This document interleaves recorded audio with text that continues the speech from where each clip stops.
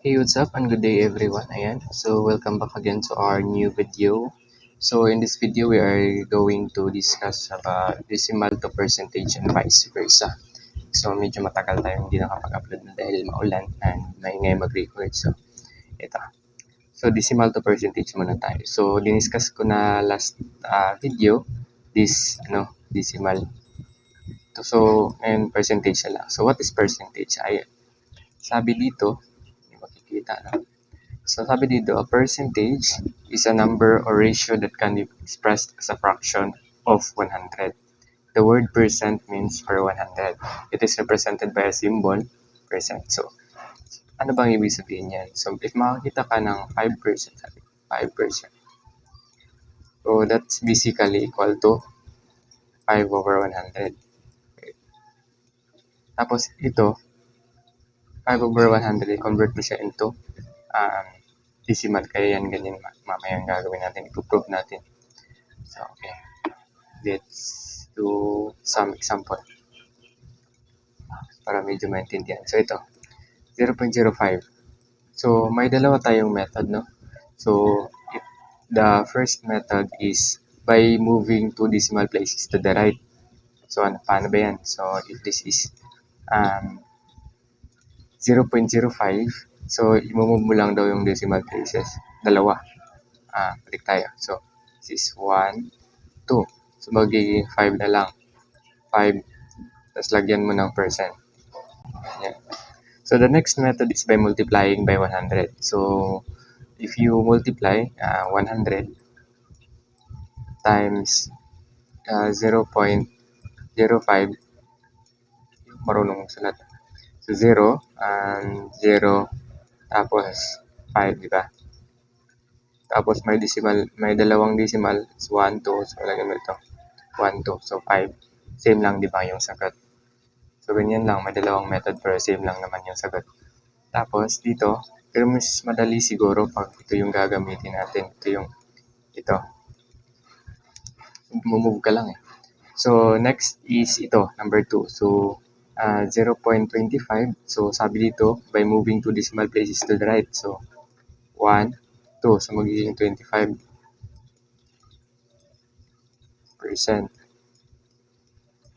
Ayan. So, ito. Ano naman pag may whole number? So, 1.4. So, sabi niya is mag-move ka ng decimal place 2. So, 1, 2. Dagdag ka ng 0. So, magiging 140% yan. Diba? Simple lang. Tapos, ito 0.763. 763 is, ano ba yan? So, move ka ng decimal place dalawa. So, dito 76.3%.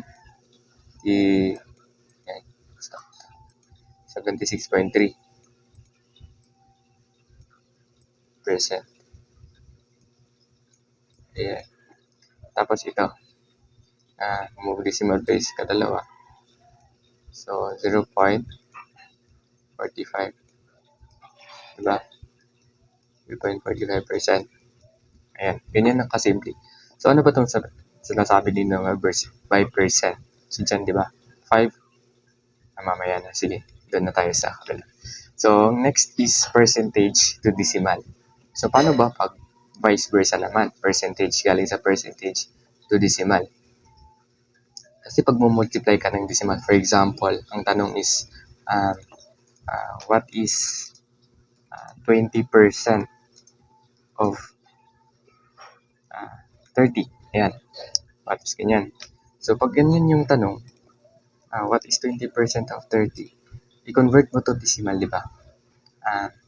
30, ganyan, times 0.20. Kinonvert mo, di ba? Kinonvert mo sa decimal.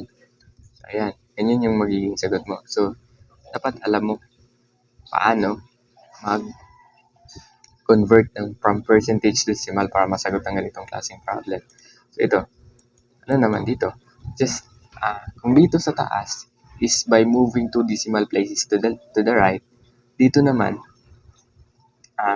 mag-move ka pa left, di ba? Pa left na naman pag vice versa. Tapos dito sa by multiplying 100, ano bang kabaliktaran ng multiply? Di ba division? So, magdi-divide ka lang ng 100. So, dito, try natin. So, 34. Ayan, 34. Tapos, di ba ang decimal place point niyan is nandito? 0 dyan. Kaso di na natin nilalagay. So, paano ba yan? So, mag-move ka daw ng dalawang decimal places to the left na naman. So, 1, 2. So, ano bang magiging resulta niyan? 0 point lang. Isin ko lang to. 0.34 na. Ang pangit. Ayan, basta yan na yan. 34. Ayan na. Tapos ito, 1%. So, 1. May decimal place yan, diba? 0. Move ka. Dalawa. So, magiging 0.01. Diba? Ayan. Tapos ito, 65.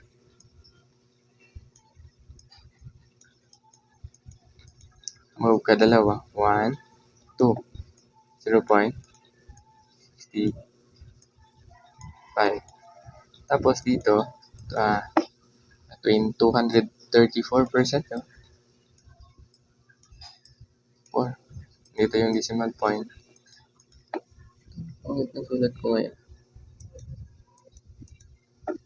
So, move ka dalawa. 1, 2. So, magiging 2.34. Yan. Tapos ito, 25. Diba simple lang? So, 25. May decimal dyan. Yan. Tapos move ka dalawa. 1, 2. 2.25. Ayan. Diba? Ganyan nakasimple.